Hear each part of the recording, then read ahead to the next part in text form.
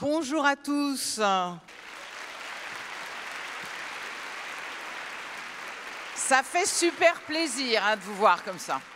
Ça fait super plaisir de vous voir pour la première masterclass du festival. Mais quelle masterclass, c'est vrai, de vous voir tous réunis pour accueillir quelqu'un que vous connaissez parce qu'il joue depuis qu'il a 8 ans. Il a commencé, pour certains, vous le connaissez dans Charlie et la chocolaterie, vous l'avez retrouvé dans Les Minimoys de Besson, vous l'avez retrouvé après dans Bates Motel, et surtout maintenant, vous le retrouvez dans The Good Doctor. Merci d'accueillir Freddie Highmore. Merci. Et la masterclass sera animée par Perrine Kennesson, journaliste spécialisée cinéma et télé. Merci de l'accueillir également. Je vous laisse en leur compagnie. Après, Freddy sera là pour aussi, à l'UGC, vous faire découvrir 2 épisodes inédits de The Good Doctor. Mais maintenant, la parole est à lui. Freddy, c'est à toi. D'accord, merci beaucoup. Merci Laurence. Merci.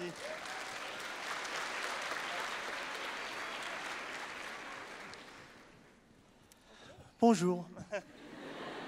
Bonjour Freddy, ça va? Ouais, super. Non, c'est la première fois que je suis ici à Lille. Merci pour m'avoir invité. C'est un vrai honneur d'être ici. Merci. Je crois que tu étais assez attendu, hein, n'est-ce pas?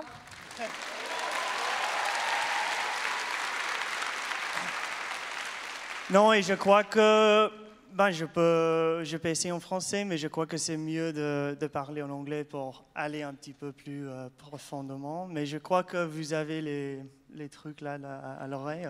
Sinon, vous pouvez interrompre et dire « Ah, il faut que je traduise ». Mais je crois que c'est mieux en anglais seulement pour parler un petit peu mieux. Ça fait longtemps que je ne suis pas en France. La dernière fois, c'était il y a 5 ans, il y a 6 ans. Alors, je comprends, mais parler, c'est un petit peu plus difficile. Hein. Pardon.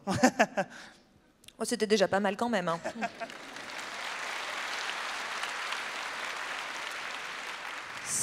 Maintenant, mettez vos petits casques. Et now we are going to speak in English. Vous pouvez me poser des questions en français si vous voulez, comme vous voulez. Et je réponds en anglais. Bon, de toute façon, les personnes parleront en français à la fin pour les questions. Alors, Freddy, certains vous ont découvert dans Bates Motel, d'autres dans The Good Doctor, mais d'autres comme moi, nous vous suivons depuis que vous êtes très jeune, lorsque vous étiez acteur de Jean-Jacques Hano pour 2 frères. Et comment c'est de grandir face à une caméra? Bien, écoutez, je n'ai pas l'impression d'avoir grandi devant une caméra. Vous savez, à la maison, j'avais ma vie normale à Londres, en Europe, et j'ai eu la chance d'avoir une certaine distance entre Hollywood et la maison, et je voulais juste être footballeur et jouer le mieux possible au ballon au Royaume-Uni. Alors, évidemment, je ne peux pas parler au nom de ceux qui ont été des acteurs enfants à Los Angeles, mais je suppose que c'était beaucoup plus difficile de ne pas être défini comme acteur dès qu'on est très petit dans cet environnement, alors que moi, c'était important de pouvoir aller à l'école, en plus après d'aller à la fac, et c'était ça qui m'intéressait en fait. Je ne pensais pas tellement à être acteur. Et en revenant sur vos débuts d'acteur, on a vu un film de Neverland. What a cute Une little manière boy. très heureuse de commencer de masterclass. Yes. With a lot of joy and laughter, of course. Oui, on a entendu beaucoup de rire et de joie, mais vous étiez un petit garçon tellement mignon dans ce clip. C'est sorti en 2004, n'est-ce pas? Est-ce que vous saviez depuis très jeune que vous vouliez être acteur? Non, pas vraiment. J'ai l'impression d'être J'ai l'impression que la première fois que j'ai pris cette décision vraiment d'être acteur, c'était il y a quelques années. Je suis allée à la fac et j'ai arrêté ma participation dans les films. Je n'étais plus un acteur et donc je pensais que c'était mieux de choisir vraiment d'être un acteur plutôt que d'être un acteur parce que bon, j'étais dedans et puis c'était ce qu'il fallait que je fasse. Oui, comment est-ce que vous êtes devenu acteur lorsque vous étiez petit? Eh bien, les deux projets dont vous avez parlé, les deux frères et puis Neverland, c'était les deux choses que j'ai faites et cela m'a permis de faire autre chose. Et en fait, Neverland, c'est sorti en 2004, mais je crois que j'avais 9 ans ou 10 ans quand ça a été filmé. Après, ça a mis du temps avant de la sortie. Donc, j'étais vraiment tout petit. Et oui, c'était vraiment un merveilleux film pour commencer avec ces acteurs incroyables. Même si dans cette scène, en fait, comme il y avait Johnny, il y avait tout plein de journalistes qui prenaient des photos. Alors, ça n'était pas du tout aussi intime que ça en avait l'air, parce qu'il y avait plein de paparazzi autour. Et il y avait un mème. Si quelqu'un m'en avait parlé, je ne saurais pas. Il paraît qu'il y a un mème, on m'a dit, je ne sais pas si c'est en Angleterre ou en France, je ne sais pas, mais moi, je ne fais jamais de mème, mais oui, enfin voilà. Peu importe, mais il y a un mème de ça. Peut-être que c'est un mème de quelqu'un qui est tout mignon, en pleurs et tout triste.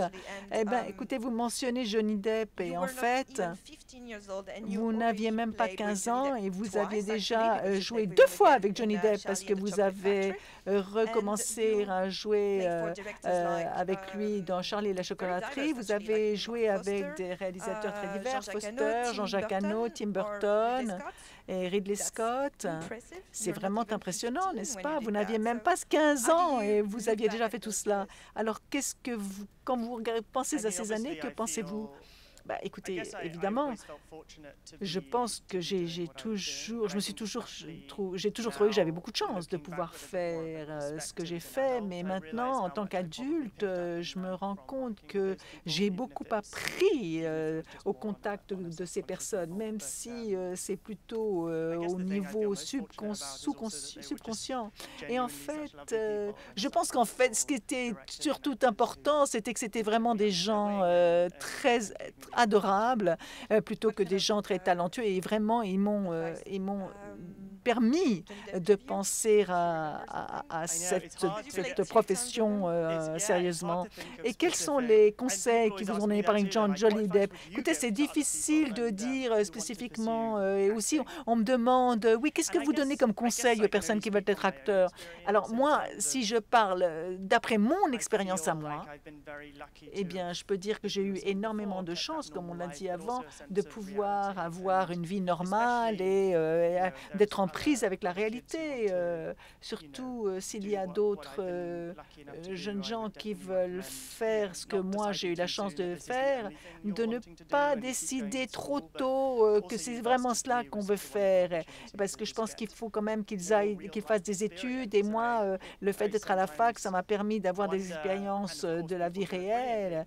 Et évidemment, il y a des gens qui s'en sortent très bien, mais quand on est acteur en tant qu'enfant et on continue à être acteur en tant qu'adulte sans jamais s'arrêter, eh bien, on n'est pas vraiment en prise avec la vie réelle. Et en fait, c'est la vie réelle qui nous inspire. Alors, quand on est, vous savez, sur le plateau d'un film, dans les décors d'un film, c'est pas vraiment la meilleure façon d'avoir une idée de la vie réelle. Oui, évidemment, vous étiez enfant très jeune, mais après, vous avez évolué, vous avez grandi, vous êtes devenu un adolescent, puis un adulte, comme maintenant. Est-ce que cela a changé pour vous dans votre carrière? Est-ce que le fait de grandir a eu un impact, a influencé votre carrière? Écoutez, ça, c'était naturel. En fait, quand j'étais jeune, j'y pensais pas tellement. Et quand on grandit, eh bien, bien, en grandissant, les rôles ont grandi avec moi, mais j'ai eu la possibilité de faire Bates Motel. Je crois que j'avais 19 ans quand j'ai commencé et 24 quand on a terminé.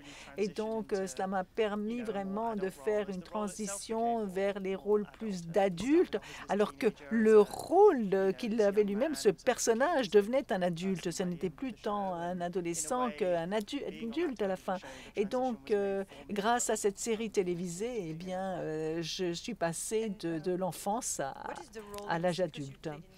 Et vous avez joué dans beaucoup de films. Quel est le rôle de cinéma que vous n'avez pas encore joué et que vous aimeriez jouer? Vous savez, je cherche toujours des choses différentes, à faire des choses très différentes. Comme je l'ai dit, j'ai la chance de jouer The Good Doctor parce que je crois que c'est ma responsabilité morale de les sauver maintenant. Thank you very much. Thank you for them. Mais ça, je l'ai déjà fait. Alors, ouais, après The Good Doctor, je ne sais pas. No, and so maybe someone you would like to work with? Peut-être quelqu'un avec qui vous aimeriez travailler? J'adorerais travailler. Je sais que c'est ennuyeux comme réponse, mais les personnes avec qui j'ai travaillé auparavant, qui étaient si merveilleuses, Farmiga de Bates Motel, et c'est la personne qui a eu la plus d'influence sur moi en tant qu'acteur. Peut-être qu'elle pourrait être une patiente, je ne sais pas. Il faudrait la convaincre de me rejoindre. J'ai essayé aussi de les convaincre de faire un épisode de Good Doctor en France. Avec Dr. Glassman tombe malade et Sean doit, je ne sais pas. Mais on verra bien. Si c'est la troisième saison, la quatrième, on verra. I would love the idea of Sean Murphy in holiday in Lille. I like it very much. J'aimerais beaucoup cette idée de voir The Good Doctor à Lille. C'est une très belle ville, donc vous auriez beaucoup de chance d'être ici. Alors maintenant, parlons d'une autre partie de votre carrière. Que vous avez un corps, ça on le sait, on le voit, mais vous avez également une voix que certains utilisent.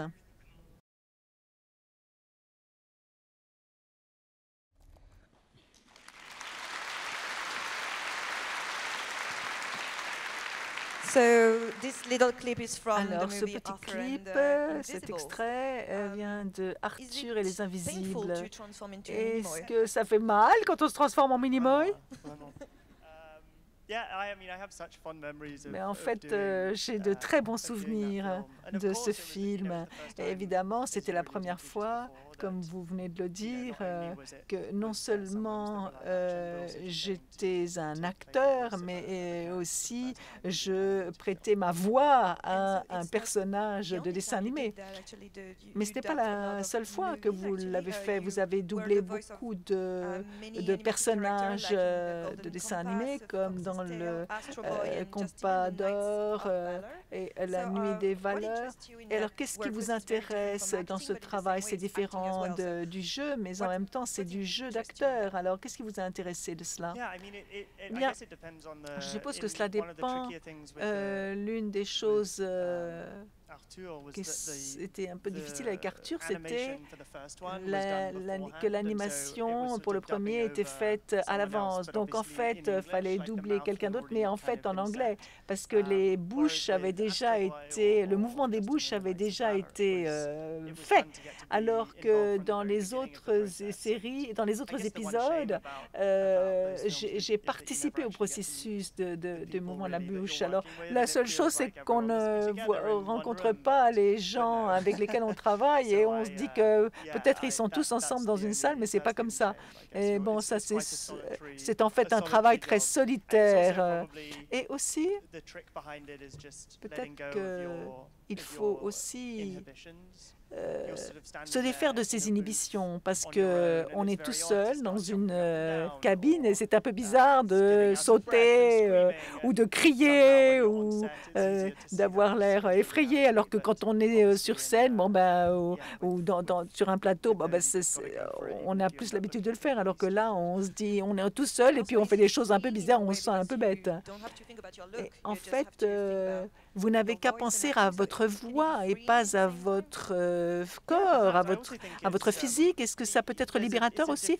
Oui, c'est possible, c'est différent en fait. Pour les dessins animés, on essaie d'être un peu plus exagéré. Et je ne me souviens pas, je crois que c'était Justin et les cavaliers de Valonne et les chevaliers de Valonne.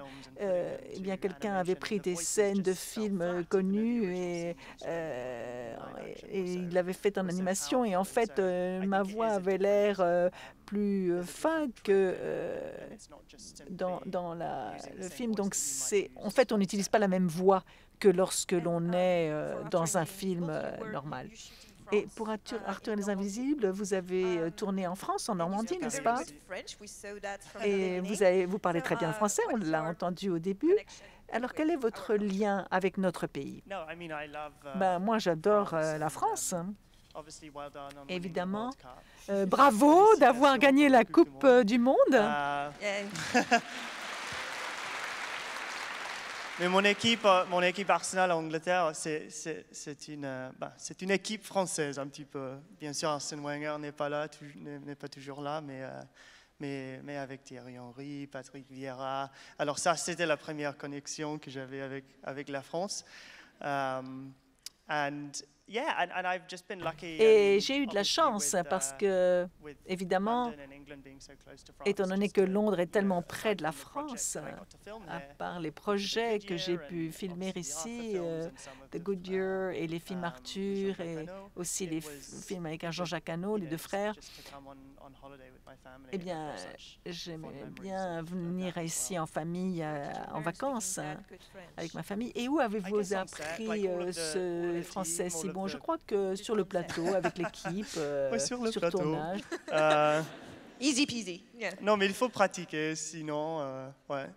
J'imagine que toujours, je fais des erreurs et la grammaire et des mots qui me manquent, mais yes, that's horrible. We can all hear that. We only hear that, actually. Oui, on entend tous cela. C'est horrible, n'est-ce pas? Non, j'avais l'occasion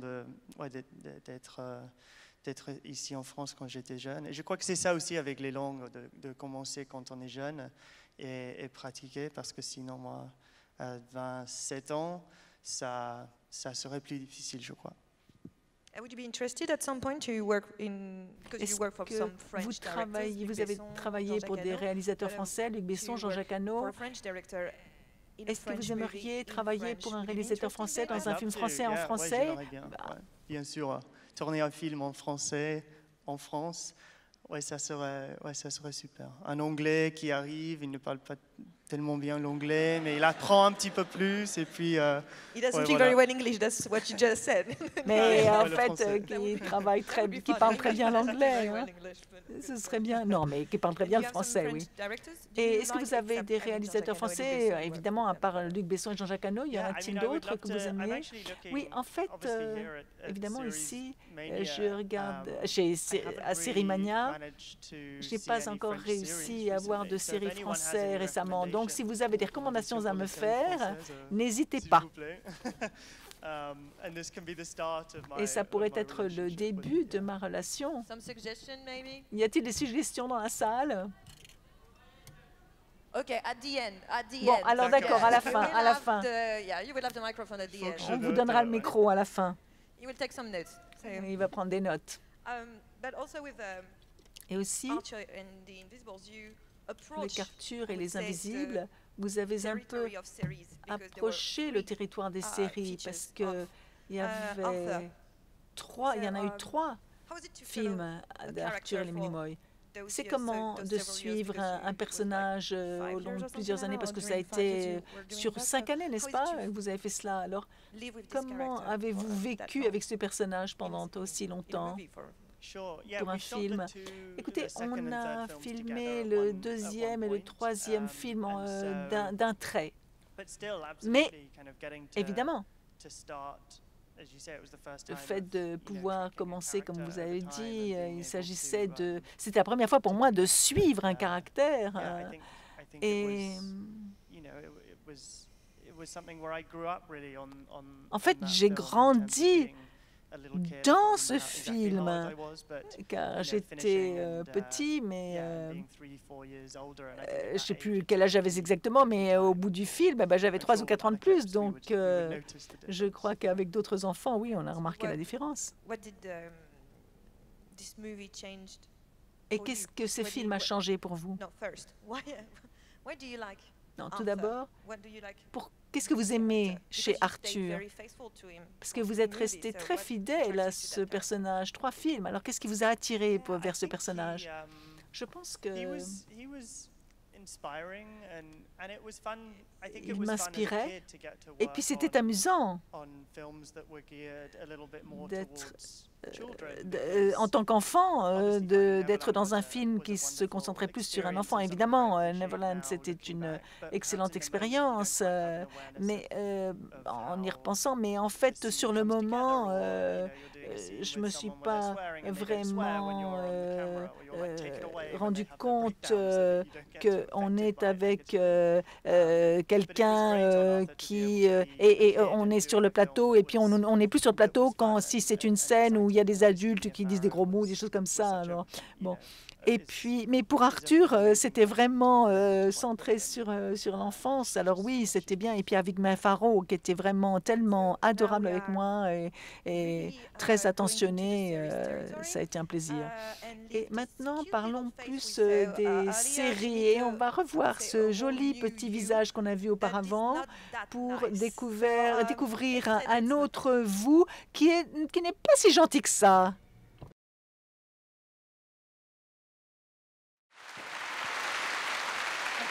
Scary. J'allais dire avant qu'il est vraiment sympa, mais puis il y a ce clip-là. Mais vraiment, je crois qu'il est sympa. Ce n'était pas sa faute. Mais vraiment, ce n'était pas sa faute. It was just a little mistake. He didn't make it on purpose. You know? C'était pas voulu, c'était juste une petite erreur. En fait, je me bats toujours pour Norman, peut-être parce que vous savez, il me touche et peut-être que je suis devenue fou moi-même et que je me voile la face, mais en fait, c'était un super gars, en fait. Finalement, vraiment, je vous jure. En fait, c'était une personne aimante, il aimait beaucoup sa mère. En fait, c'était une histoire d'amour, vous savez. Bon, en fait, c'était une histoire tragique, ça n'a pas très bien fini pour lui, mais en fait, peut-être que je me mens à moi-même, mais même dans cette scène, je pense qu'il y a un peu d'humour derrière tout ça, vous savez?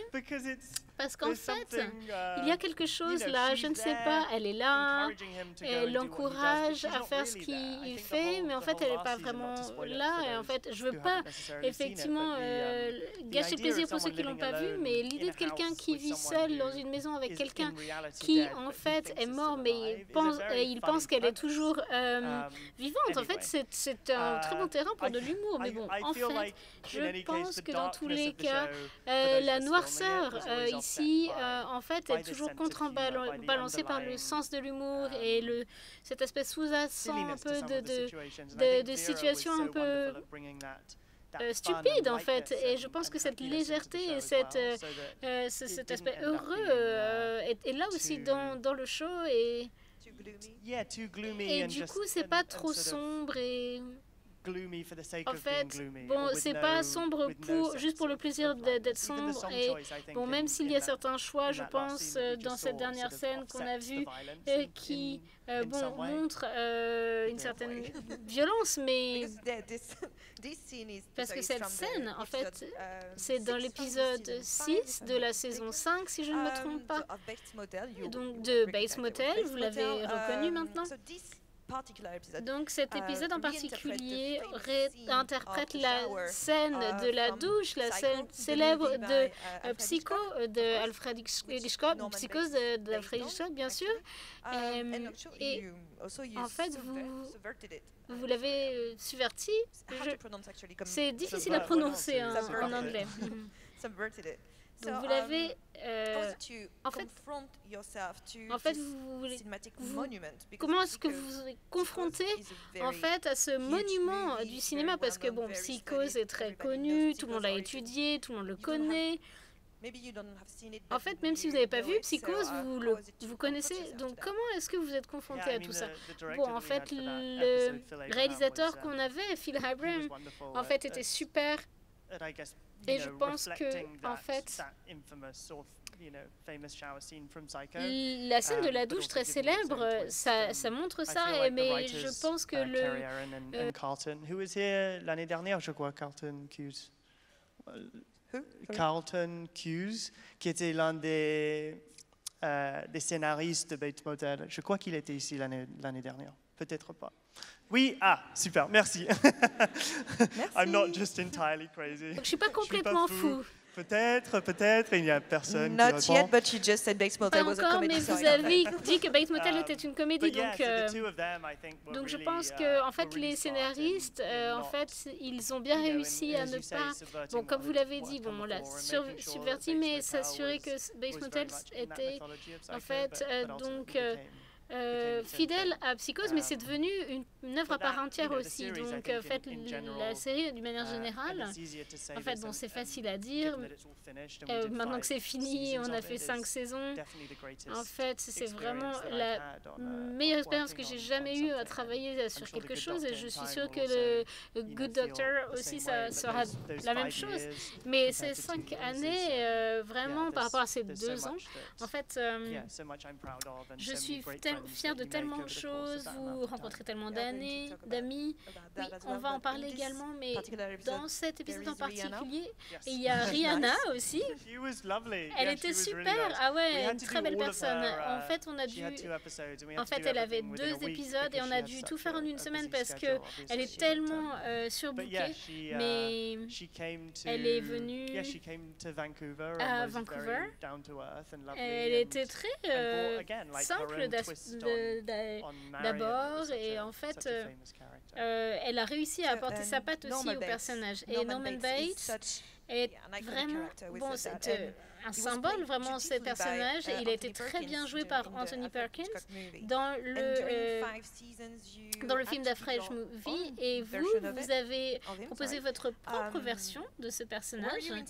Est-ce que vous avez été inspiré par l'interprétation d'Anthony Perkins ou au contraire avez-vous essayé de vous en détacher pour ne pas être trop influencé? En fait, je pense que, bon, bien sûr, j'ai vu Psychose avant la série, mais j'ai essayé de le revoir avant chaque saison pour me souvenir de ce que faisait Norman, même si ce n'était pas exactement les mêmes circonstances, mais il me semblait que les personnages étaient similaires à celui d'Anthony Perkins, qui a fait un super boulot. Donc, je pense que c'était jamais, en fait, une tentative de reproduire exactement ce qu'il avait fait, mais bon, bien sûr, je m'en suis inspirée. Et en fait, on vous a surtout vu dans des films. Et comme vous jouez le rôle d'un bon gars en fait, mais là, dans ce cas-là, pas vraiment, je dirais. Pas tout à fait en tous les cas. Donc, comment vous avez réagi quand on vous a offert ce rôle? Est-ce que c'était une façon pour vous de changer quelque chose dans votre image, d'apprendre quelque chose de nouveau? Comment vous avez réagi? Je pense que c'était en fait, vous aimez toujours jouer différents personnages. Et bon, ça c'est quelque chose que j'avais jamais fait auparavant et je me suis toujours dit que ça serait une super occasion. Et c'est arrivé avec Bates Motel et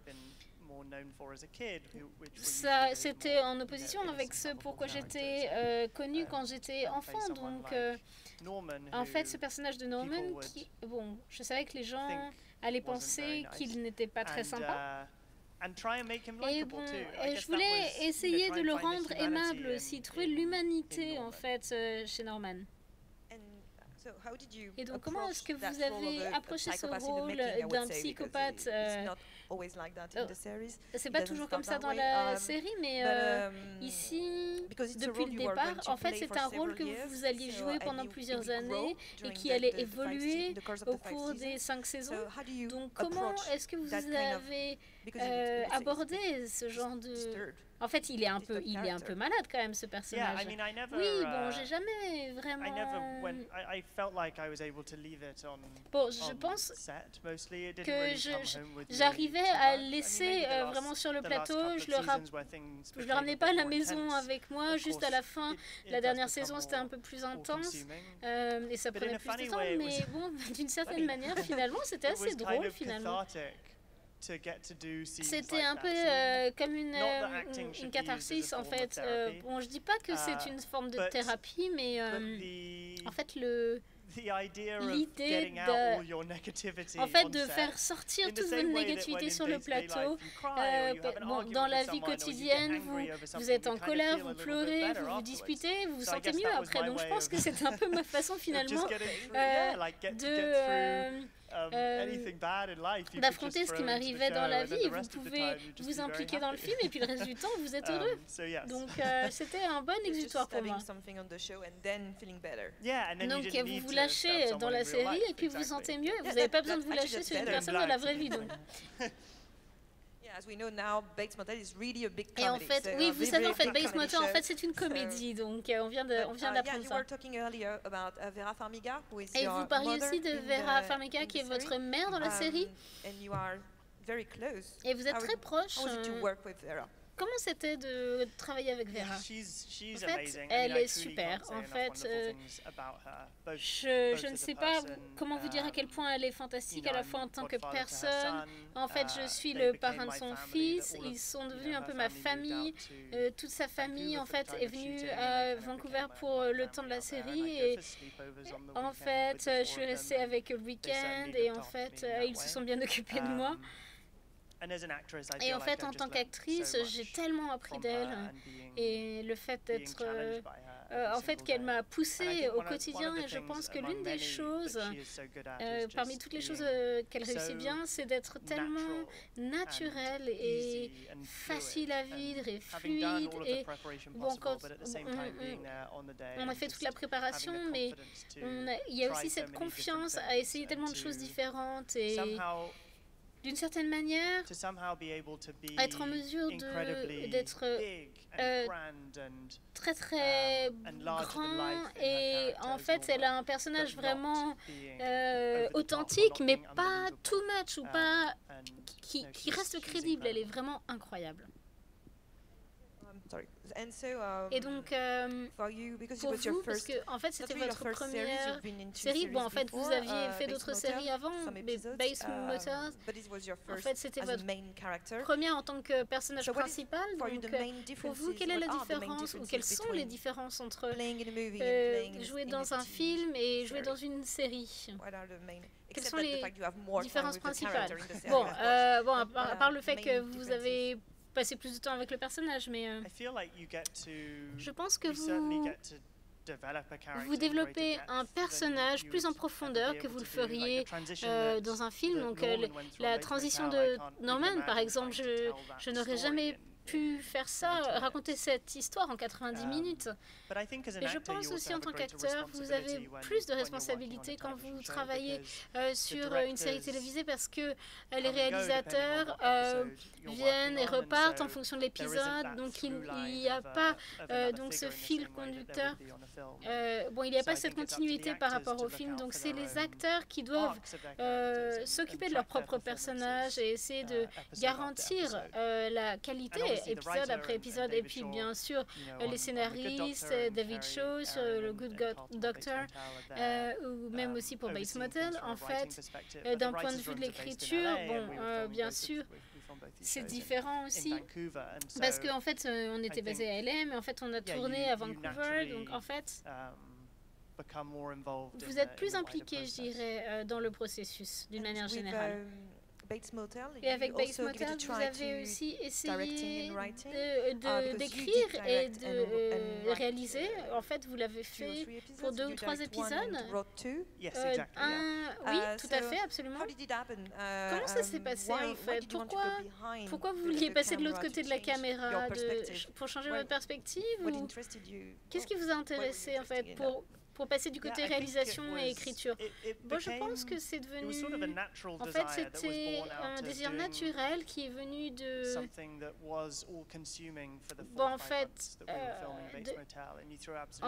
vous vous impliquez à temps complet pendant 5 mois et vous voulez que la série soit aussi bonne que possible, mais après 1 ou 2 saisons, ça me semblait un peu bizarre de disparaître et de plus être impliqué, puis de revenir pour le premier jour de la 3e saison. Du coup, j'ai eu la chance d'être soutenue par Karen Carlton, qui m'a permis d'écrire et puis de réaliser différentes parties de la réalisation sur le show. Ça m'a permis de travailler sur le show et d'être impliquée à temps complet toute l'année. Et donc, j'ai passé du temps dans le writer's room avec eux et ça m'a permis une approche plus exhaustive. C'est quelque chose pour laquelle je suis très reconnaissant, en fait, de m'avoir donné cette opportunité. Et vous l'avez refait pour le Good Doctor aussi, donc peut-être que vous voudriez faire quelque chose de plus gros, un film, quelque chose de plus long, ou peut-être que votre propre série télévisée ou film. Est-ce que ça vous intéresserait de réaliser un film ou une série? Oui, j'adorerais, absolument. Bon, bien sûr, le Good Doctor, actuellement, c'est la priorité. Je ne pense pas qu'ils me laisseront disparaître pour faire d'autres choses. Et en fait, j'en ai pas le souhait, ne vous inquiétez pas. Mais oui. Mais je pense qu'un jour, si je pouvais revenir, un jour, après avoir réalisé un show depuis le début, ça serait super. Et qu'est-ce que vous avez découvert quand vous avez essayé, l'écriture et à la réalisation? Qu'est-ce qui vous a surpris? Bon, plusieurs choses en fait. Avec l'écriture, j'ai l'impression que... Bon, ce qui est super, c'est que c'est un travail très collaboratif. Donc, vous avez le Writer's Room, qui est en général à Los Angeles, et puis il y a peut-être 10 personnes qui se réunissent tous les jours et qui parlent de l'histoire, en fait. Ça va vous sembler un peu bizarre, mais... et puis, tout le monde contribue à tous les épisodes de tout le monde. Et en fait, bon, il y a le showrunner qui est toujours là, mais tout le monde est impliqué, finalement, qui donne des idées. Bon, il y a des personnes qui écrivent et qui apportent leur propre patte, mais je pense que vraiment cet aspect collaboratif m'a surpris au Writer's Room. Et puis du côté réalisation, je dirais que j'ai beaucoup de chance parce que je n'ai pas eu l'expérience habituelle d'être un réalisateur de série télé qui vient, qui fait l'épisode 13 et qui n'a jamais rencontré personne avant et qui revient pour le 18. Et bon, moi, c'était pas mon cas. Bon, j'ai essayé d'apprendre et de m'adapter à ce même environnement et puis d'apporter une valeur ajoutée. Moi, j'ai eu la chance d'avoir été soutenue par l'équipe. Ça a été vraiment incroyable. Et juste après Bates Motel, vous avez travaillé pour une série britannique qui s'appelle Close to the Enemy. Est-ce que c'est très différent? Parce que c'est très britannique, c'est une série britannique. Est-ce que c'est différent de travailler avec la télévision britannique par rapport à américaine? Est-ce que c'est une façon différente de réaliser des séries? Ouais, c'est une question intéressante. Je dirais que non, mais en général en Angleterre, il y a moins d'épisodes et donc c'est plus courant d'avoir des mini-séries comme je l'ai fait moi. Et donc, en fait, le projet que j'ai fait moi, par exemple, qui a été écrit et réalisé par Stephen Pollikoff, Close to the Enemy, et j'ai travaillé aussi avec Blake qui est là aussi cette semaine et il a fait également, et bon, avec toutes les séries qu'il écrit. En fait, c'est peut-être la différence entre le processus britannique et américain, la longueur des séries. Vous n'en préférez pas un à l'autre? Non. Bon, je dirais que je suis plus habituée au format américain, c'est tout. Bon, je m'y suis habituée, on va dire. Et donc, je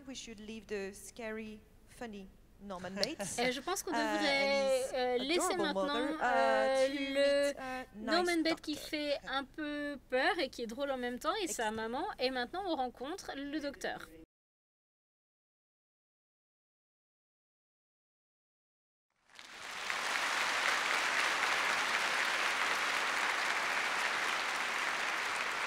He's so right. The television. Ça a l'air d'être triste aussi. Hein, c'est tout ce que je fais. When I was watching, en fait, quand je regardais ça, en fait, le clip, je me disais, je réfléchissais au premier avec le petit garçon à Neverland. Et c'est incroyable ce que vous faites avec vos yeux. Comment vous arrivez là à mouiller vos yeux spontanément comme ça? En fait, vous... Je ne sais pas vraiment, en fait. Je ne sais pas comment je fais ça. Mais en fait, c'était clé, je dirais, pour le personnage de Sean. En fait, cette personne... En fait, c'était un gros défi, en fait. Cette personne qui ne montre pas ses émotions de manière classique ou de la manière dont on est habitué, mais qui a tellement d'émotions à l'intérieur de lui tout le temps, en fait. Et donc, c'était pour moi le plus gros défi de montrer ses émotions, de montrer ce qui se passait à l'intérieur de sa tête, mais de le faire d'une façon qui soit authentique et crédible. Et dans les films ou à la télé, vous jouez souvent des gens qui sont timides et solitaires et très réservés. Qu'est-ce qui vous attire vers ce type de personnage?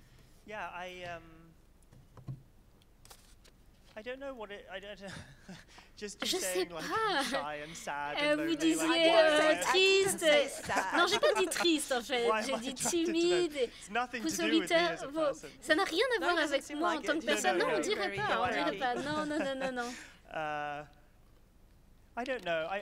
Je sais pas. Je pense que c'est peut-être les personnages les plus intéressants pour moi. Sean, moi j'étais attirée parce que c'était pas vraiment un gars typique de base comme vous voyez dans d'autres séries. Il y avait quelque chose de plus important en fait. Donc, et c'était plus qu'une série télé en fait dans ce personnage. Et bon, bien sûr,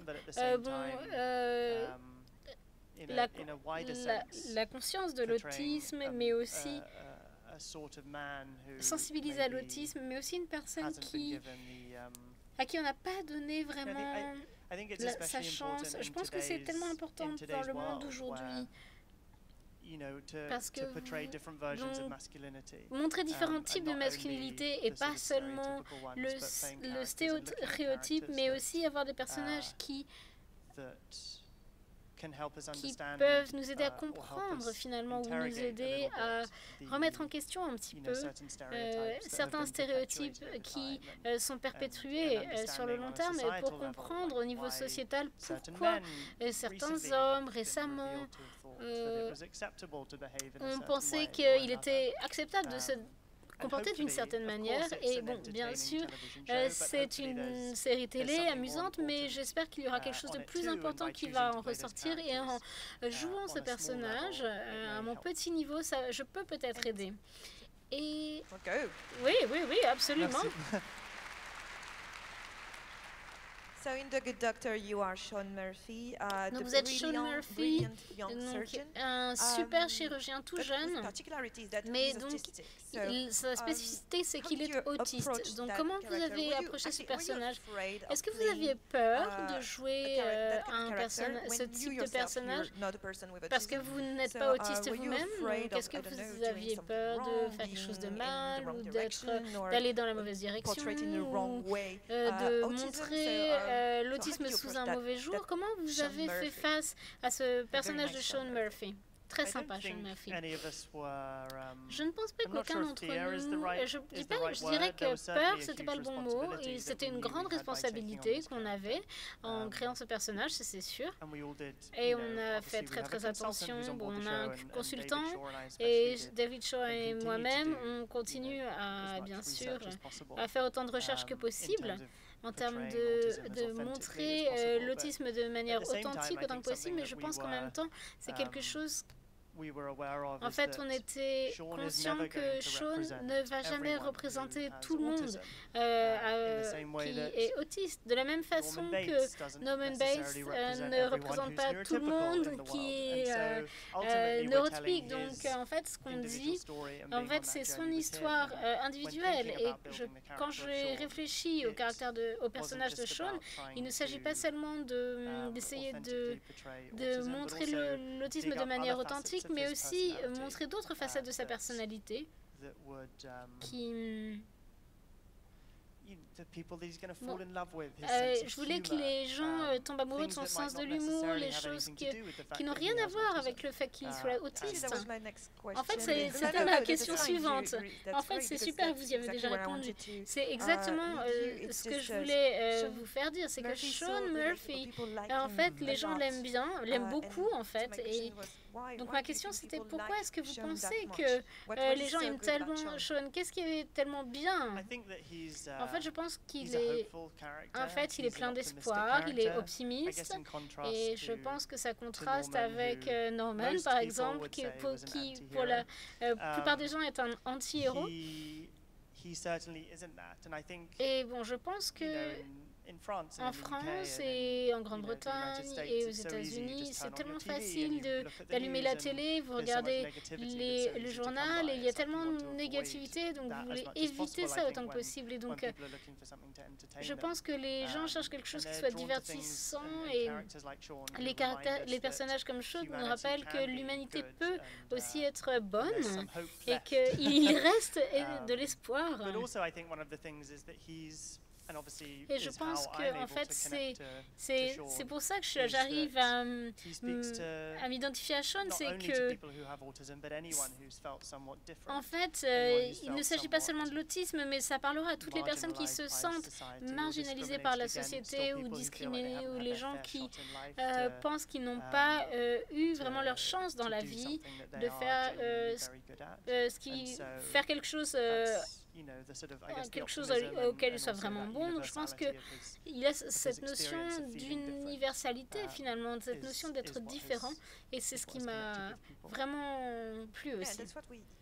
Oui, c'est ce qu'on a vu aussi, parce que la scène qu'on vient de voir, c'est dans le premier épisode du Good Doctor. Et le premier épisode, en fait, donc tous les membres du comité de direction de l'hôpital se demandent si on devrait embaucher Sean ou pas dans l'équipe. Et est-ce qu'on peut dire que la série aussi nous encourage à réfléchir de manière différente, à réfléchir de manière différente sur les gens et sur les différences? Oui, je suis contente que vous en parliez, parce qu'en fait, l'une des choses, bon, bien sûr, ce qu'on essaie de faire avec cette série, c'est de... Bon, en fait, Sean doit apprendre et s'adapter à ce nouvel environnement. Il y a des règles, des codes à l'hôpital qu'il essaye d'assimiler et d'apprendre. Il y a certaines règles et certaines choses qui ne changeront pas à l'hôpital et qui sont là pour une bonne raison. Mais en même temps, j'espère que quand le public verra la série, les gens à l'hôpital vont être changés aussi par ça. Et je pense que les gens peuvent apprendre de Sean aussi et peuvent être inspirés par lui. J'espère qu'il peut nous encourager également à réfléchir de manière différente d'une certaine façon, plutôt que d'être... ce que peut dire que Sean, c'est celui qui doit changer et changer la perception de la société aussi. C'est très intéressant parce qu'en fait, Norman Bates et Sean Murphy, d'une certaine manière, ce sont des personnages qui doivent grandir en fait au cours de la série.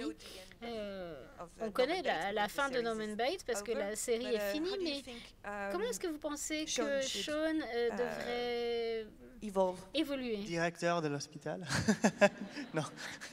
Non, mais j'aime bien imaginer Sean comme directeur. But yeah, I mean, I don't know where. Je ne sais pas. Je ne sais pas où est-ce que David Shaw nous emmène ou combien de temps on va tourner la série, mais moi, ça me plaît d'imaginer que Sean serait responsable d'autres personnes. Je pense que c'est une partie de la saison 2, en fait, Sean, qui s'occupe de Dr. Glassman pour la première fois, qui se sent responsable de quelqu'un d'autre et qui apprend à gérer la pression et qui réfléchit à ses propres conflits. Donc, s'il a sa petite équipe à l'hôpital, peut-être que je pense que ce serait super. Et vous avez parlé de David Shore aussi, le showrunner de la série, qui est aussi le créateur de Dr. House, un autre docteur brillant. Ouais, il est super. Ouais, Dr. House, oui.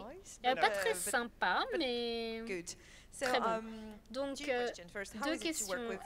Comment est-ce que c'est de travailler avec David Shore? Parce c'est un super showrunner. Il est incroyable. Il devrait venir l'année prochaine. Il faut lui dire. Je lui dirai, ne vous inquiétez pas. Je vais lui envoyer un message. Il est très intelligent, beaucoup plus éloquent que moi-même. Je ne pense pas qu'il parle français, mais il est incroyable. Et je pense que, moi, je prends un peu des tangentes, je parle pendant 2 heures, mais lui, il arrive à résumer quelque chose en une phrase super qui dit tout. Dans nos textos, les miens, c'est des mots et des mots et des mots et des mots et des mots. Il y a une question ici et là, et lui, il répond oui, merci. C'est ça, nos échanges. Mais ouais, il est super. Et je pense que, bon, c'est la raison pour laquelle j'ai fait la série, en fait. C'est parce que son écriture était super et les conversations qu'on avait depuis le début, en fait, on était vraiment sur la même longueur d'onde en termes de tout, en fait, de la façon dont on voyait ce personnage.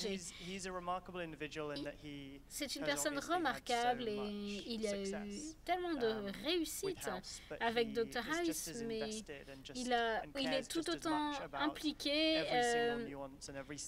sur chaque nuance, chaque scène de chaque épisode. Et bon, il aurait pu juste mettre son nom en bas de la page et puis disparaître sur une île déserte. Donc vraiment, je suis très reconnaissante de travailler avec une personne qui est tellement impliquée et qui donne autant d'importance que moi à cette série. Est-ce que vous aviez un peu peur de la comparaison entre Dr. House et le Good Doctor? Est-ce que vous avez pensé, parce qu'ils sont très différents, mais les deux ont des caractéristiques spécifiques. L'un est drogué, et il boite, et toujours de mauvaise humeur. Et l'autre, vous avez ce docteur qui est autiste et qui est très optimiste. Mais en même temps, ils sont tous les deux brillants. Donc, est-ce que vous aviez peur de comparaison entre les deux? Pas vraiment, en fait.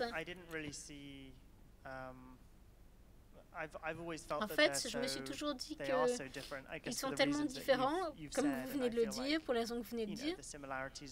Et bon, il y a les similarités de genre et certains aspects, ils sont très bons à ce qu'ils font, mais en fait, ça ne m'a jamais trop préoccupée.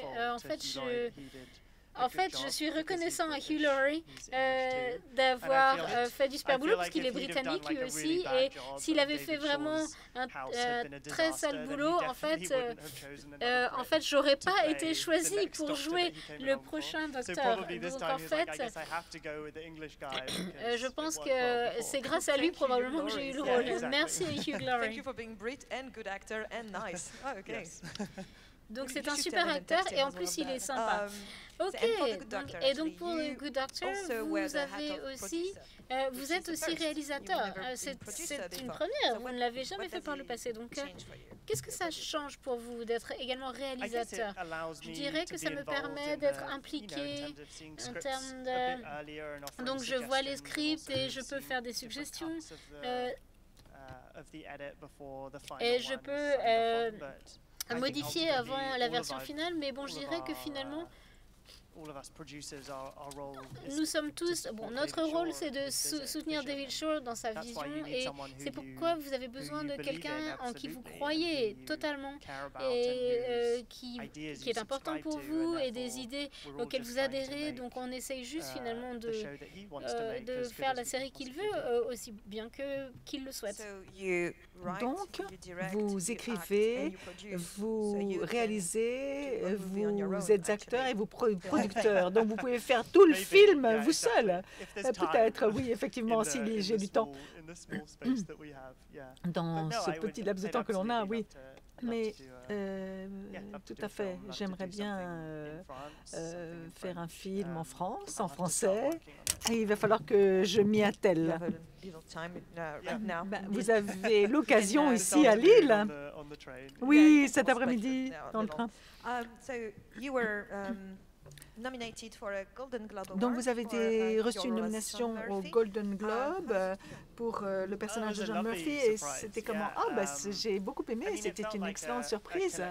Je pense que c'est une réussite collective. Hein. Ça représentait le succès de tous, le travail que tous avaient investi dans ce film. Et donc, cela a été un grand honneur. Hein. Et je crois que surtout parce que l'on filmait les nominations. Donc, on était tous très joyeux et très heureux ce jour-là. Donc, ce soir, le public pourra voir 2 épisodes du Good Doctor. Avant cela, que pouvez-vous nous dire de cette saison 2? Pourriez-vous nous donner des petites informations? Vous avez vu un petit peu de la saison 2. Je ne comprends pas exactement pourquoi, mais je dirais que c'est super que les deux premiers épisodes de la saison 2, on vous a montré déjà sur TF1 à la fin de la première saison. Alors, déjà, vous savez un petit peu. Spoiler alert, thank you, TF1. But that's great. Yeah, wonderful. Well, I guess season 2 will just be really short, but I'm sorry. Oui, je sais, la saison 2, ce sera très court. Mais bon, vous pouvez regarder, vous regarderez les 2 premiers épisodes, donc ce sera très court, mais bon, vous pourrez les regarder en boucle. Mais on a parlé du fait que les rôles de Sean et de Glassworth seront inversés et Sean devra devenir plus responsable vers la fin de la saison. Comme Daniel Dekim, le producteur délégué de cette série et qui est aussi un acteur, aura le rôle du Dr. Han et il va un peu remuer tout ce qui se passe et il n'aime pas forcément, il n'aime pas beaucoup Sean. Et donc, Sean devra de nouveau prouver que le Dr. Han se trompe lorsqu'il pense que Sean ne devrait pas faire partie de l'hôpital. Donc, je pense que ça devrait être une saison intéressante. Et en fait, Sean essaye de trouver sa voie. Évidemment, au début, il a toujours défendu son opinion, n'est-ce pas? Mais pas forcément ses désirs ou ce en quoi il croit. En ce qui concerne et aussi ce qu'il pense de sa carrière et comment de sa carrière. Ce sera intéressant, vous devriez le regarder.